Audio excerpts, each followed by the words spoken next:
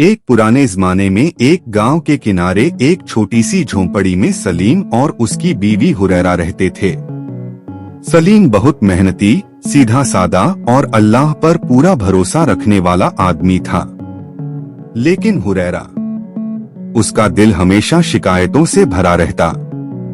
रात का खाना कम हो तो शिकायत, कपड़े पुराने हो तो शिकायत, गांव की औरतें क्या पहनती हैं यह देखकर और शिकायत। सलीम हर बार प्यार से कहता, हुरैरा, दुनिया की चीजें इंसान को कभी पूरा नहीं भर सकती। शुक्र करो, अल्लाह ने हमें इज्जत, सुकून और हलाल रिस्क दिया है। लेकिन हुरैरा सुनती ही कहाँ थी। एक दिन का वाकया। एक दिन सलीम जंगल से लकड़ियां लाकर लौटा। थकान से उसका चेहरा फीका पड़ रहा था।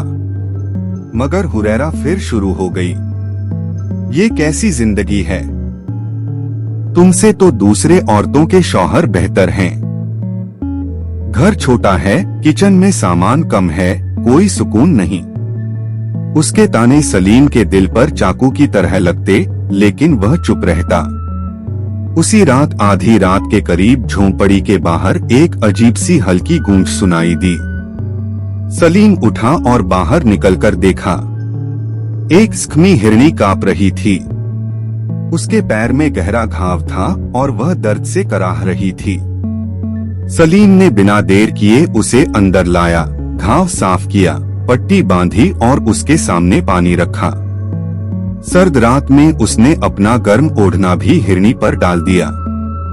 यह सब देखकर हुरैरा बोली, जानवरों पर इतना रहम क्यों? इंसानों की तरह बोलती तो नहीं है। सलीम ने गहरी सांस लेकर कहा, हुरैरा, यह भी अल्लाह की मखलूक है। जिस पर हम रहमत करते हैं, अल्लाह हम पर उससे बढ़कर रहमत करता है। लेकिन हुरैरा के चेहरे पर फिर भी नाराजगी थी। कल का करिश्मा। अगली सुबह जैसे ही सलीम फजर की नमाज से लौटा, उसने देखा हिरनी के पास कुछ चमक रहा है। हिरनी धीरे धीरे लड़खड़ाते हुए बाहर चली गई, लेकिन जाते जाते अपनी पीठ पर रखी एक छोटी सी थैली झोंपड़ी के दरवाजे पर छोड़ गई। सलीम ने थैली खोली। उसके अंदर सोने के 2 छोटे सिक्के और एक चमकता हीरा जेमस्टोन था। सलीम हैरान रह गया। हुरैरा यह देखकर दंग रह गई। सलीम बोला, देखो हुरैरा, इंसान को नहीं पता कि नेकी कब और किस रूप में लौटकर आती है। यह उस नेकी का सिला है जो हमने अल्लाह की एक बेबस मखलूक पर की थी। हुरैरा की आंखों में आंसू आ गए। वह सलीम के हाथ पकड़कर बोली, मुझे माफ कर दो।